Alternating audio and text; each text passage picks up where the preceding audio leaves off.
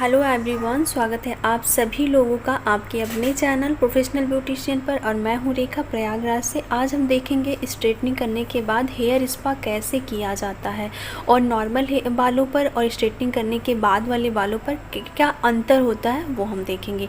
तो सबसे पहले हमें हेयर स्पा करना होता है तो हमें जो है अपना हेयर वॉश करना होता है, डीप वॉश करना होता है, जिसके लिए हमने यहाँ पे स्ट्रेटनिंग करने के बाद जो शैम्पू, कंडीशनर और सीरम इस्तेमाल किया जाता है वही यहाँ पे इस्तेमाल करेंगे। तो यहाँ पे हमने स्ट्रिक्स का आफ्टर जो है स्ट्रेटनिंग शैम्पू लिया हुआ है और उससे आपको शैम्पू को स्कैल्प में लगाना होता है, ना कि आपको बालों में। तो पहले आप स्कैल्प में अच्छे से लगाइए, झाग आ जाए, फिर वो झाग जो फेना होता है उसी को आपको बालों की लेंथ पर लगाना होता है, ना कि जो शैम्पू आप लेती हैं उसको। तो सबसे पहले शैम्पू करने से पहले अपने बालों को थोड़ा सा नॉर्मल गीला कर लेना होता है। गीला रहता है तो आपका शैम्पू अच्छे से फैल जाता है और झाग देता है, उसी से आपका बाल जो है वो क्लीन हो जाता है। जब भी आप नॉर्मली स्ट्रेटनिंग के बाद भी शैम्पू करें तो हमेशा ये कोशिश करें जो शैम्पू आप लगाती हैं उसको स्कैल्प में लगाएं, यानी कि जड़ में लगाएं, ना कि उसको लेंथ में लगाएं, क्योंकि आपकी जो जड़ें होती हैं वो गंदी होती हैं और वहाँ पे धूल मिट्टी जमती है, ना कि बालों में। क्योंकि स्ट्रेटनिंग होने के बाद आपके बालों में आपका बाल गंदा आपको नहीं दिखता। कि आप एक हफ्ते तक वॉश नहीं करेंगी तब भी वो ऐसे ही शाइन और चमकता रहता है।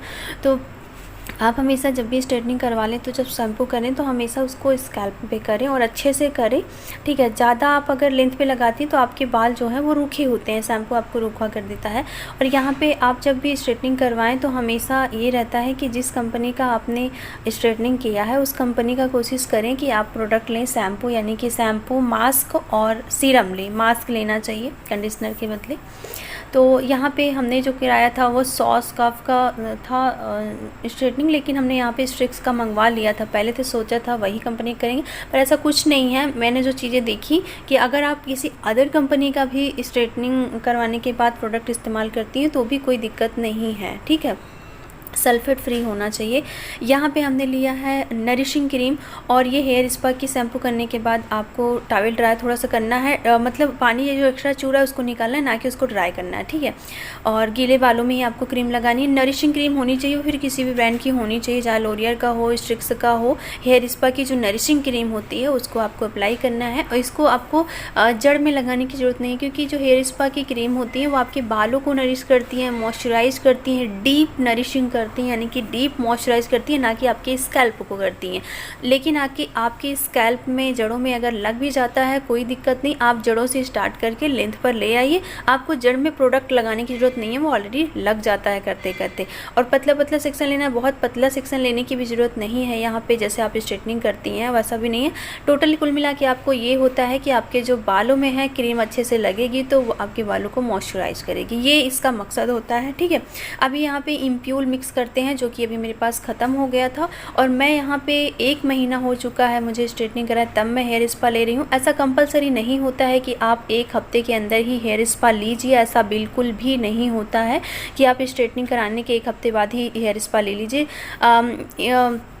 मेरे हिसाब से जो हेयर स्पा लेने का टाइमिंग होता है स्ट्रेटनिंग के बाद वो 1 हफ्ते के बाद, 15 दिन के बाद ही होता है, क्योंकि हमारे बाल जो है प्रॉपर शेप में उनको वो बहुत एकदम, जैसे हम कोई भी चीज़ तैयार करते हैं शुरुआत में कोई भी चीज़ तो वो तुरंत बहुत ताज़ी होती है, अगर उसको थोड़ा सा भी इधर उधर करते हैं तो वो अपना शेप चेंज कर देती है। उसी तरीके से हमारा बाल भी होता है। जैसे घड़ा हम तैयार करते हैं मिट्टी का कोई भी चीज़ जब हम करते हैं तो वो क्या होता है कि शुरुआत में वो बहुत नाजुक होता है, हार्ड नहीं हुआ रहता, और हमें शुरुआत में ही अगर हम बहुत सारी चीज़ें कर देते हैं तो वो प्रॉपर अपने शेप में नहीं आ पाता है। तो कोशिश ये करें कि 1 हफ्ते तक आपको कोई भी हेयर स्पा वगैरह कुछ नहीं करना। 3 दिन के बाद आप शैम्पू कर सकती हैं, शैम्पू मास्क लगा के अपने बाल को वॉश कर सकती हैं, ठीक है। और आपको उस समय आपको हेयर स्पा लेने की ज़रूरत नहीं होती है। 1 हफ्ते के बाद फिर आप कभी भी हेयर स्पा ले सकती हैं, क्योंकि ये आपके बालों में जो मशीन इस्तेमाल हुई रहती है, आपके बाल थोड़े से जो है ड्राई होने के उस पर रहते हैं, तो उसमें आपके बालों को मॉइस्चर समय पर मिलता रहेगा, तो आपके बालों में शाइन बनी रहेगी, ठीक है। आपके बाल ड्राई नहीं होंगे। इस वजह से हम हेयर स्पा लेते हैं, स्पेशली जब हम स्ट्रेटनिंग करवा लेते हैं तो हमारा मकसद हेयर स्पा लेने का यही होता है कि हमारे बालों को मॉइस्चर मिलता रहे ताकि वो ड्राई ना हो पाए, उसमें शाइन बनी रहे, ठीक है।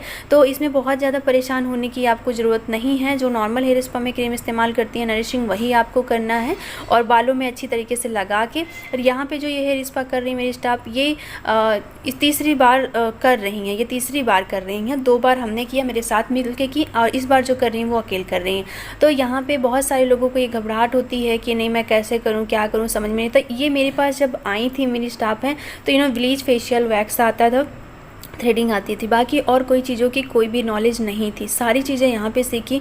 तो मैं अपने उन स्टूडेंट को बताना चाहूँगी कि जो लोग मेरी चैनल से वीडियो में मेरे वीडियोस से जो है आप जैसा अप्लाई कर रही हैं वैसा देख लीजिए, जिसमें कुछ अलग आपको करने की ज़रूरत नहीं, बहुत ज़्यादा मसाज देने की ज़रूरत नहीं है, क्योंकि आपके बाल ऑलरेडी बहुत कमज़ोर हो जाते हैं स्ट्रेटनिंग के बाद थोड़े बहुत, तो उसमें आपको बहुत ज़्यादा खींचने खांचने की ज़रूरत नहीं है। बस आपको अप्लाई करना, अच्छे तरीके से एमल्सिफिकेशन करना है और फिर उसके बाद उसको छोड़ देना, ज़्यादा कुछ इसमें कुछ करना नहीं है। तो बहुत सारे लोग जो है, मैं थोड़ा फास्ट बोल रही हूँ क्योंकि मेरे पास समय यहाँ पे अभी 9 मिनट की ही वीडियो है, इसी में मुझे काफ़ी कुछ बताना है। मेरी कोशिश रहती है कि हर वीडियो में मैं ज़्यादा से ज़्यादा चीज़ें आप लोगों के साथ शेयर कर सकूँ, आपकी नॉलेज बना सकूँ, आपकी जो भ्रांतियाँ हैं उनको तोड़ सकूँ, ख़त्म कर सकूँ। ज़्यादातर लोगों की यही होती है, जितना वो जानकारी नहीं होती उससे ज़्यादा तो उनके अंदर भ्रम होता है, भ्रमित रहते हैं कि क्या करें क्या ना करें, कौन चीज़ कैसी होती है, कैसी श्योर नहीं होते।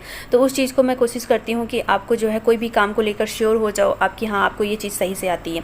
तो यहाँ पे ये जो था, जैसा कि मैंने बताया 4-5 चीज़ें ही आती थी, लेकिन अभी जो है क्या है, अब करते करते देखते देखते बहुत सारी चीज़ें इनको यहाँ से सीखने को मिल रही हैं। तो यहाँ से मैं इनको सैलरी भी देती हूँ, इनके साथ इन्होंने बहुत सारी चीज़ें सीख रही हैं। तो मैं अपनी उन स्टूडेंट को बोलना चाहूँगी जो लोग 4-5 चीज़ें सीख चुके हैं कहीं पार्लर में, वो एक, लेकिन ये है कि जो भी चीज़ें आ रही है वो अच्छे से आ रही है। जैसे फेशियल अच्छे से करती है, वैक्स अच्छे से करती हैं और यहाँ पे थ्रेडिंग भी अच्छे से करती हैं। तो ज़्यादा चीज़ें यही आती, तो मुझे आसान है, इनको रखने में कोई प्रॉब्लम नहीं है। और बाकी जो चीज़ें नहीं आती उसको मैं सिखा दे रही हूँ, तो मुझे भी कोई प्रॉब्लम नहीं होती है।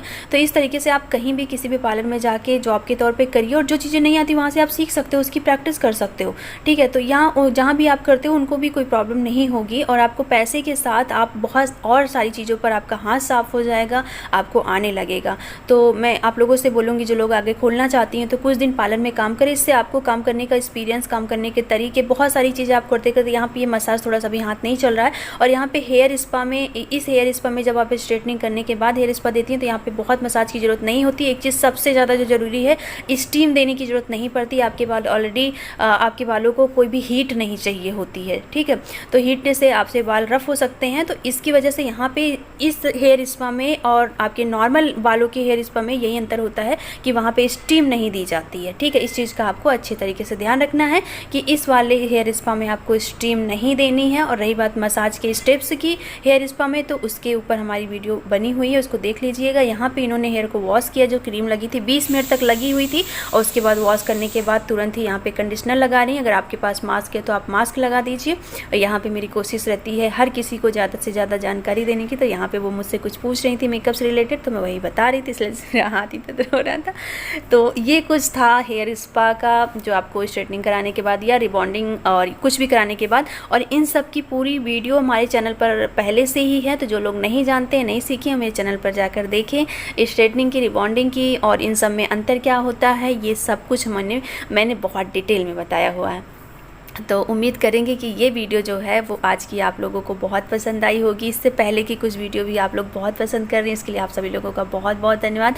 आप लोगों के सभी कमेंट का रिप्लाई नहीं कर पाते हैं, उसके लिए मेरी सॉरी, लेकिन इस वीडियो को जितना हो सके उतना शेयर करिएगा और अपना प्यार ऐसे ही देते रहिएगा। वीडियो अच्छी लगी हो तो प्लीज़ लाइक करिएगा, ठीक है। बाकी जो कुछ आप लोगों के अभी भी डाउट हो उसको आप क्लियर करने के लिए मुझे कमेंट कर सकती हैं। नेक्स्ट वीडियो में कोशिश करेंगे कि उसका आप लोगों को जवाब दे दें। आप लोगों से मिलती हूँ नेक्स्ट वीडियो में। अपना ख्याल रखिए और खुश रहिए।